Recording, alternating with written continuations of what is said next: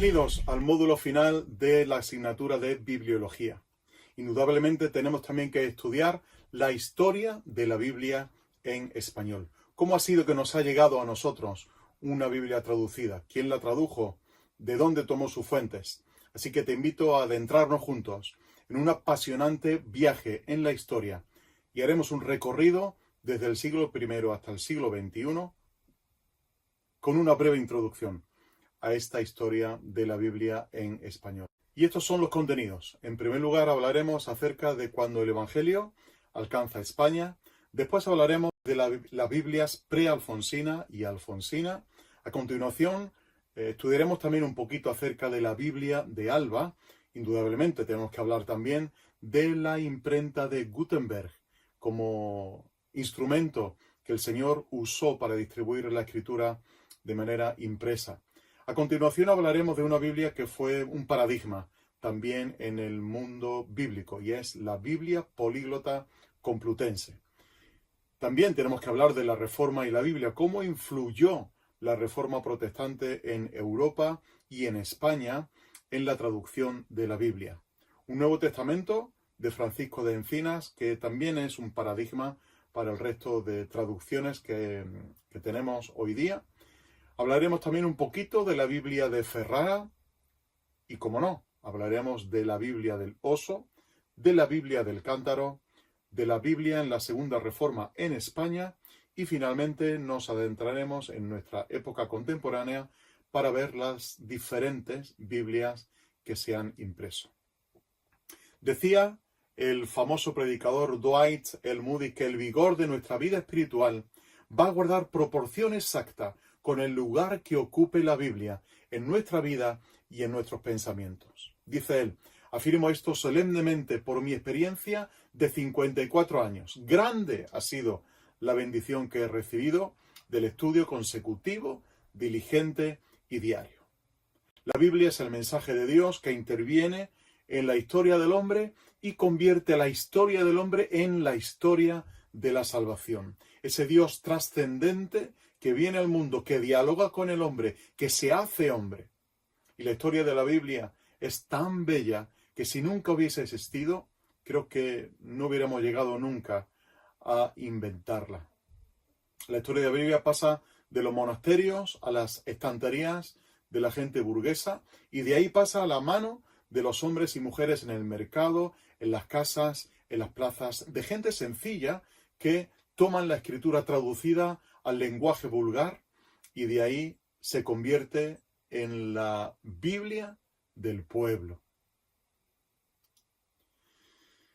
Hemos estudiado también que en el Concilio de Trento se fija el canon bíblico, además de canonizar la Vulgata, y con estos nuevos tiempos, con la impresión y la repercusión del Renacimiento y de la Reforma, todo esto produce que se pongan sobre la mesa la necesidad de nuevas versiones en las lenguas del pueblo. El Renacimiento, ya sabéis, que tiene una trascendencia histórica que viene caracterizada principalmente porque resurge la literatura y resurge el arte y se llenan de ideas, hay una gran tendencia a la libertad, a examinar de manera abierta pues, los diferentes tratados científicos y religiosos que había y ahí en esa lucha de ideas de entre lo que se nos ha dicho y lo que realmente debe de ser, en esa lucha de ideas es donde surge el verdadero progreso. Para referirnos a los inicios de la Biblia, hemos de remontarnos al Evangelio en España. Ahí tenéis un mapa de lo que es Europa, incluido también toda la parte más cercana a Israel. Y todo esto tiene un sentido. Ya en el libro del Génesis, en el capítulo 10, cuando se habla acerca de, en aquel fragmento que se conoce como la tablilla de las naciones, en aquel momento ya se habla de una ciudad o de una nación llamada Tarsis, que para muchos pues se ha confundido con Tarso o se ha confundido con otros países más cercanos a Israel. Pero ciertamente esta tabla de las naciones, esta tablilla de las naciones es un documento valiosísimo, en primer lugar por su exactitud y en segundo lugar por su antigüedad, ¿no? Y nos habla acerca de cómo se reparten los pueblos sobre la tierra. Entre los 14 descendientes de Jafet que aparecen aquí en Génesis capítulo 10, se nombra en el versículo 4 a Tarsis, que en hebreo es Tarsich. Y este nombre de Tarsis lo adopta también la ciudad que Tarsis funda en su momento, ¿no? Es cierto que muchos, como digo, lo han confundido con Tarso de Cilicia, donde nació el apóstol Pablo.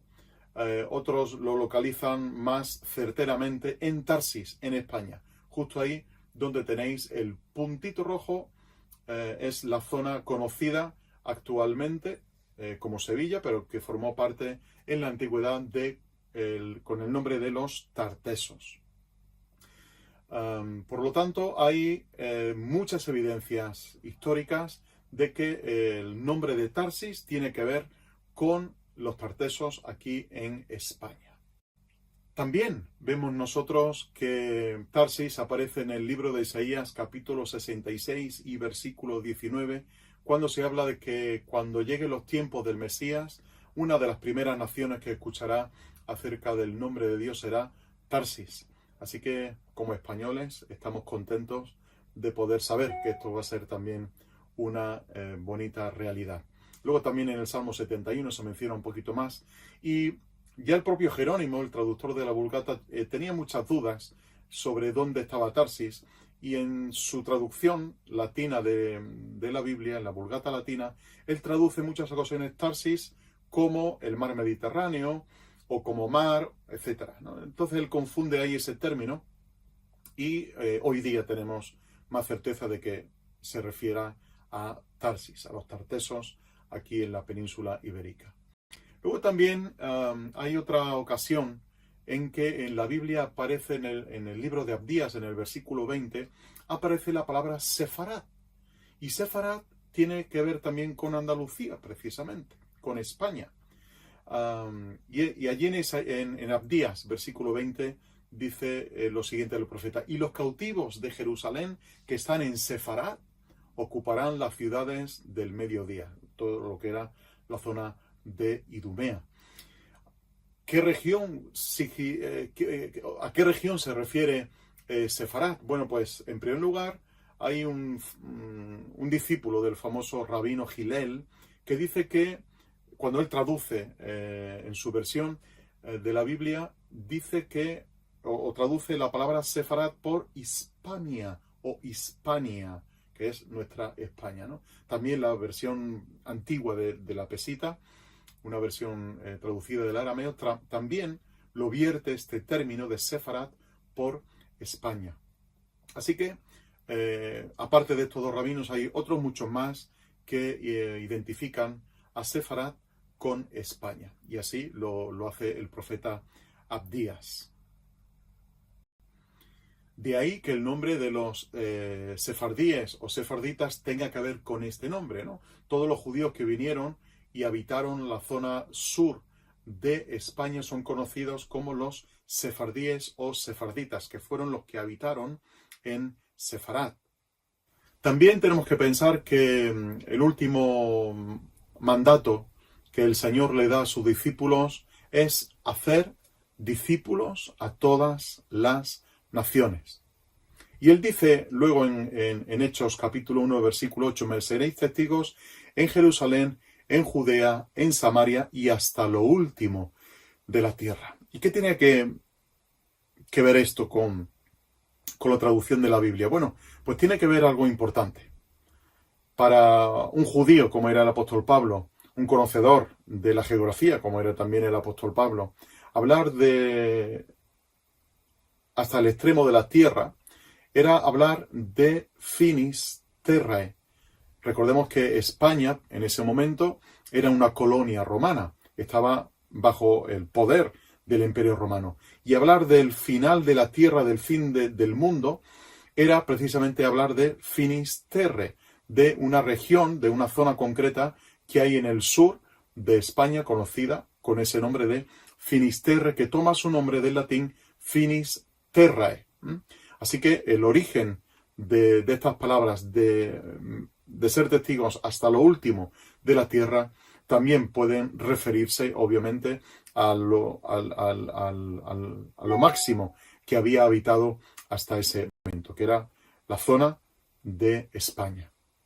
Luego, un poco más adelante también, el apóstol Pablo hace referencia a España en Romanos capítulo 15, versículos 23 y 29. Dice que ahora, no teniendo más campo en estas regiones y deseando desde hace muchos años ir a vosotros, cuando vaya a España, iré a vosotros porque espero veros al pasar y ser encaminado allá por vosotros una vez que haya gozado con vosotros. Así que, dice, pasaré con vosotros rumbo a España. Es posible también que en el día de Pentecostés hubiera españoles allí en aquel momento cuando desciende el Espíritu Santo. Y quizá posiblemente cuando volvieran hacia España desde Jerusalén y hubieran oído al apóstol Pedro, posiblemente algunos convertidos trajeron el Evangelio del Señor Jesucristo a nuestra España, ¿no? También en Hechos capítulo 10 se menciona acerca de Cornelio, de este soldado romano, de este centurión romano, y dice que estaba al frente de una centuria llamada la Italiana.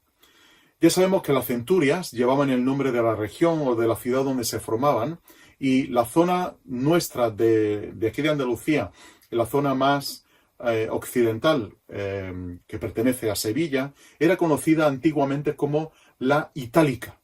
De hecho, hoy día, aún en Santiponce, hay unas ruinas llamadas las ruinas de Itálica. Itálica toma el nombre de Ítala, que era la madre de Escipión, el fundador de esa ciudad. Y posiblemente el escritor Lucas tomara ese nombre de esta compañía, de la italiana, para referirse a esta compañía en Itálica, ¿no? Luego también más adelante se menciona en el libro de los Hechos, capítulo 18, se menciona otro español llamado Galión. Galión era el procónsul, dice la escritura, o el gobernador de la provincia de Acaya, que en aquel momento estaba compuesta por Grecia y lo que era conocido como el Peloponeso, ¿no? Y este hombre tenía residencia en Corinto. Su hermano era el célebre filósofo Séneca, era de Córdoba, y Séneca, de Córdoba, España, quiero decir, y Séneca le alababa por la mansedumbre de su carácter. Así que vemos que en aquel tiempo ya había cierta libertad religiosa, cuando este procónsul Galión dice en el libro de los Hechos: si fuera algún agravio o algún crimen enorme, les dijo a los judíos, conforme a derecho yo os toleraría, pero si son cuestiones sobre doctrinas, sobre nombres y sobre vuestra ley, vedlo vosotros. Yo no quiero ser juez de estas cosas. Dice la escritura que echó a los judíos que acusaban a Pablo fuera de su tribunal. Así que vemos que Hispania ya era una provincia romana, que finalmente derivó en el nombre de España. Pero tenemos que avanzar y llegar al siglo V. Y en el siglo V nos damos cuenta de que ya hay hombres amantes de la Biblia. Aunque había un índice de analfabetismo grandísimo, pero es cierto también que aquellos hombres cultos que se dedicaban al estudio lo hacían estudiando las Escrituras precisamente. Y había hombres como Isidoro de Sevilla y su hermano Leandro de Sevilla, como Braulio de Zaragoza, como Juliano Ildefonso de Toledo y otros que amaban profundamente las Escrituras, que las respetaban, que las veneraban como escrituras que eran. De hecho, San Isidoro de Sevilla dice lo siguiente. Os leo un fragmento de uno de sus libros. Dice: la lectura de la Sagrada Escritura produce dos bienes. El primero de instruirnos, el otro de conducirnos al amor de Dios, separándonos del mundo. Los perfectos encuentran en ella la sublimidad de inteligencia y los simples encuentran en ella las instrucciones adecuadas a su capacidad. De esta manera se acomoda a la capacidad de todos, como el maná se adaptaba al gusto de cada uno de los israelitas. Así que fijaos que eran hombres que ya amaban la Escritura profundamente. Avanzando el tiempo encontramos también un códice con letra visigótica minúscula que tenéis ahí en esa imagen, con iniciales muy adornadas, y su fecha se calcula entre el 950 y el año 1000. En los márgenes, como era común en aquella época, pues había una cantidad enorme de notas históricas, filológicas, geográficas. De hecho, en este códice, conocido como la Biblia de Burgos, en este códice la epístola a los Efesios se llama la epístola a los Laodicenses. Acordado lo que vimos en el módulo del canon bíblico, donde hablamos acerca de esa epístola que Pablo había escrito y que Marción metió su mano, ¿no? O metió su pluma para introducir también su doctrina ahí. En Colosenses capítulo 4, versículo 16, se habla de esta epístola a los laodicenses, y en este códice precisamente entre el año 950 y el año 1000, en la Biblia de Burgos, esa epístola se llama Epístola a los Laodicenses. Lo mismo ocurre además con otro códice que hay en Toledo y otras Biblias latinas antiguas, españolas, que a la carta a los Efesios la llama la carta a los Laodicenses. ¿Por qué? Porque no siguen la traducción de la Vulgata, sino traducciones independientes que estos hombres hacían.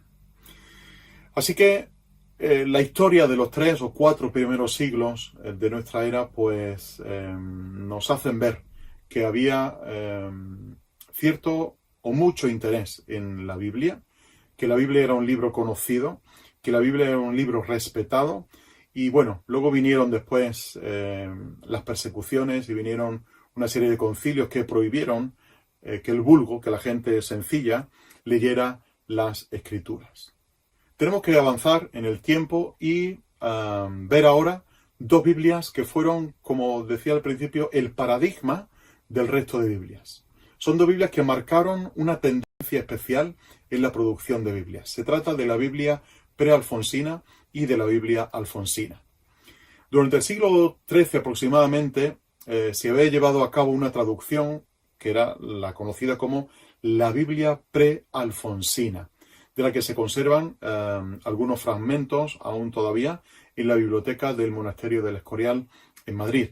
Luego hay varias Biblias, pero especialmente traducciones del Antiguo Testamento que nos ayudan a comprender también el idioma hebreo. ¿Qué queremos decir con esto de Biblia prealfonsina y Biblia alfonsina?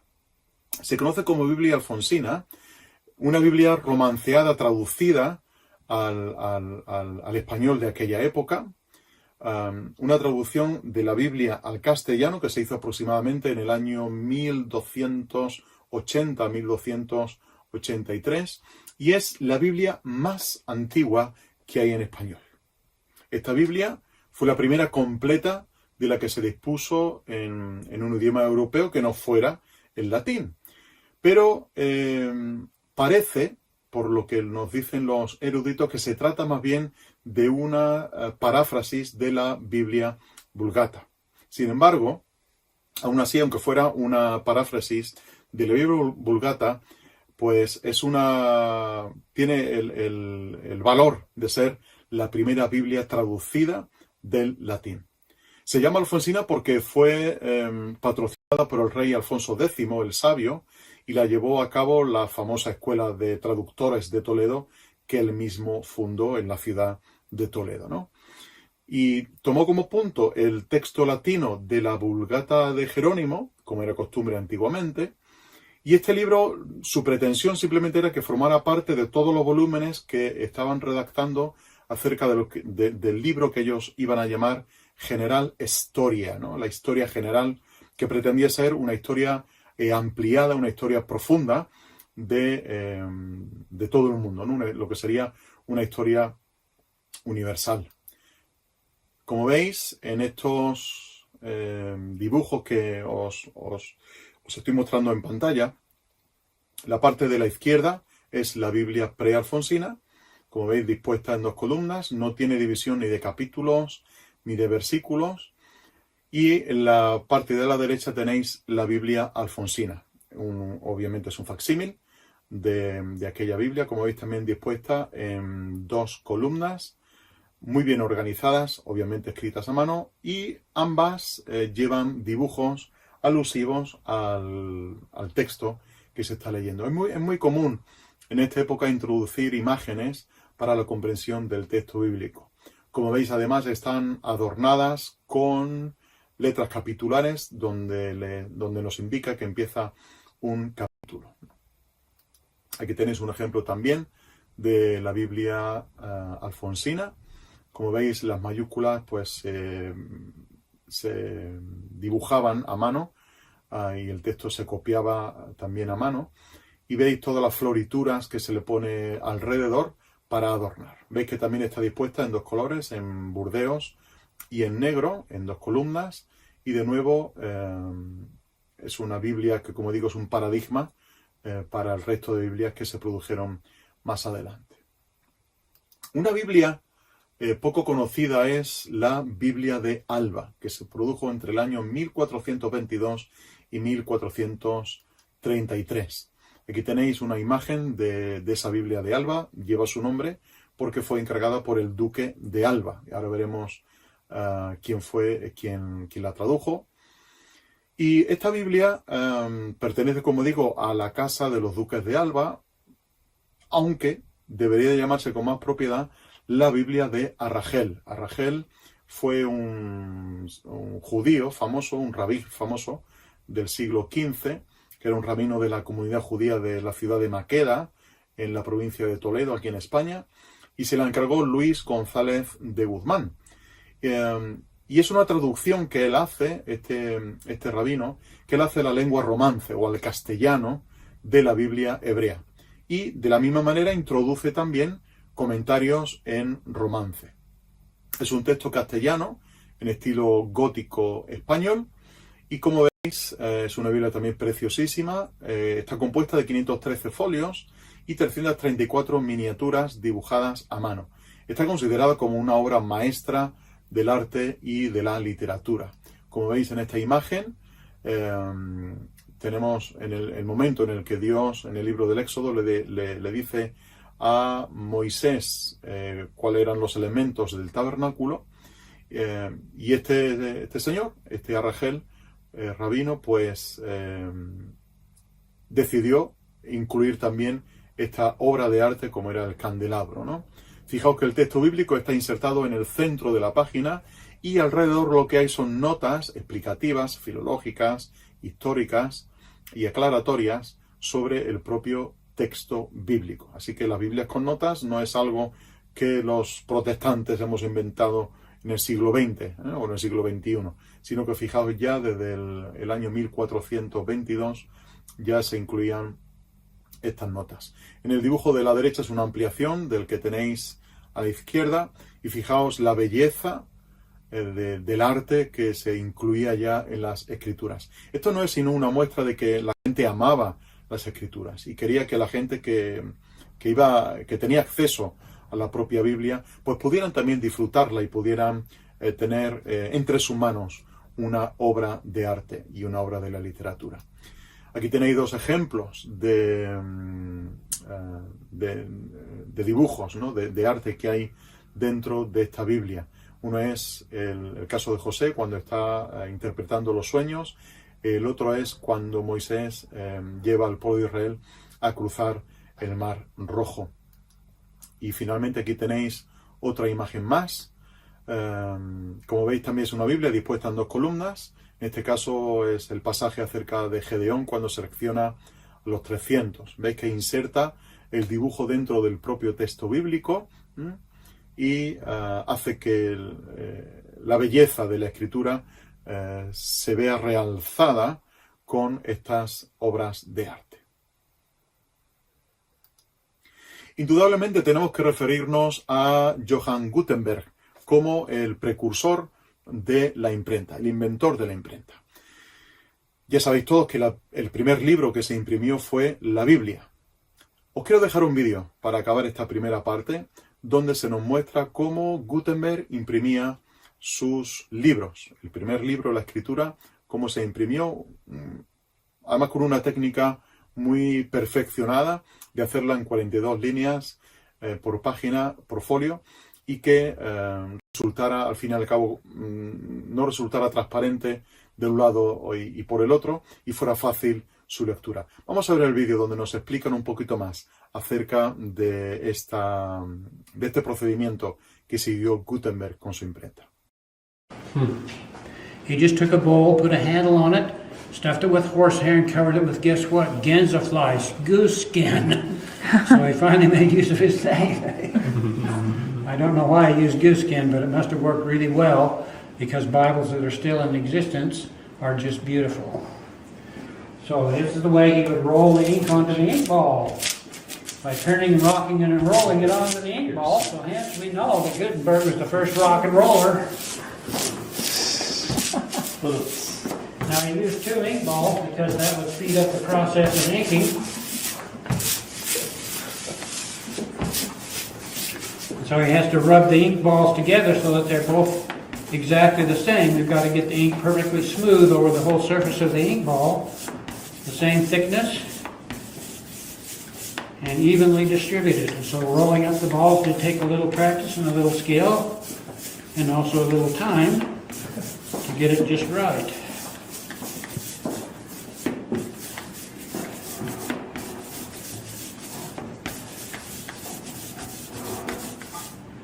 What do you think? Does that look pretty smooth? That's very nice. These are Gutenberg lollipops. How about a lick? Nobody likes licorice. Well, ever since that first. Okay. Now we have to come straight down with the ink balls to get the ink just on the tops of those letters. If we went like that, it'd smear off onto the edges, wouldn't fill the letters in. So coming straight down, we begin to apply the ink to the tops of those letters. The person that did this became known as the beater. And of course it took a little practice and skill to do this, because we have to get a little ink on every letter, and we can't get too much on a letter because that would just fill it in.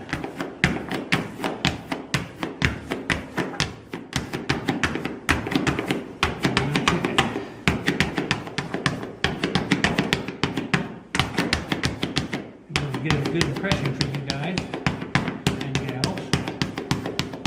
So I'll take a little time here to get it well inked.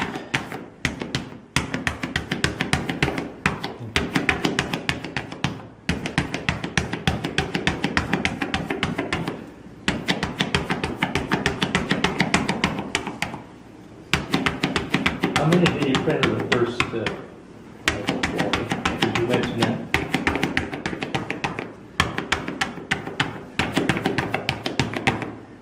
Okay, I think we're about ready to go.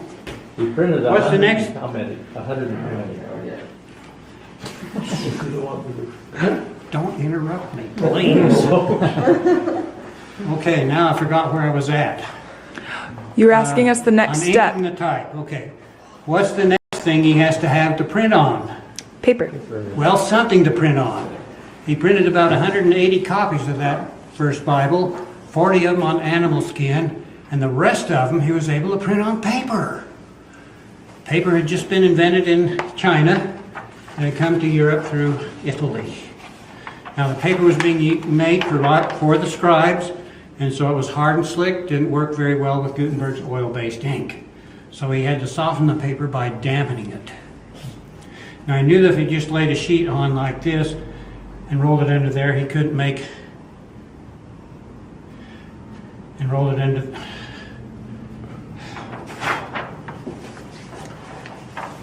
let's see. He's got to figure out how to print on the other side and line it up exactly. And so here's the answer to that problem, the tympan and the frisket. We'll open it up here.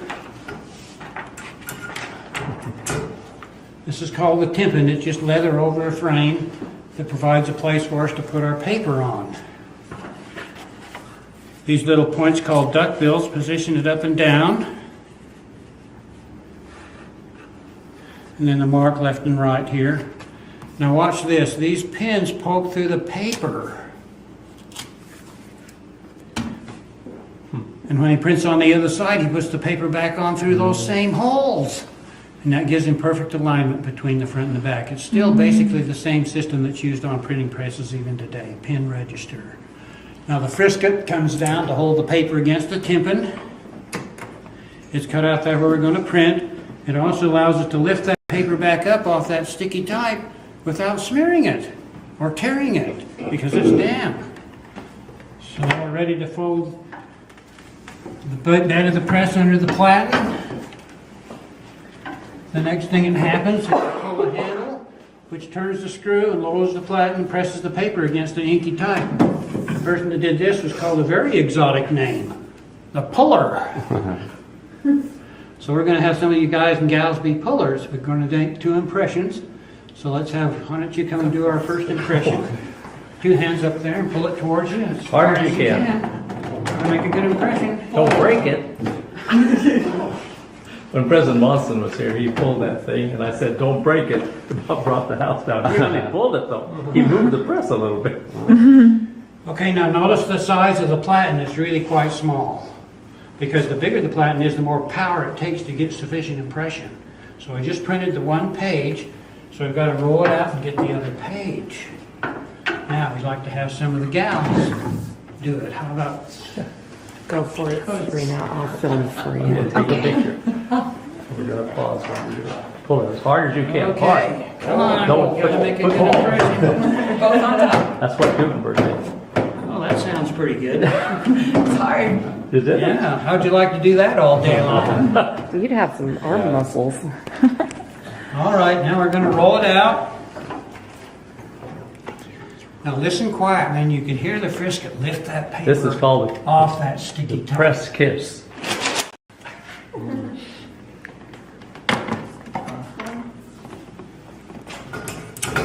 Oh boy, We did pretty good. Wow. did a pretty good inking job, and the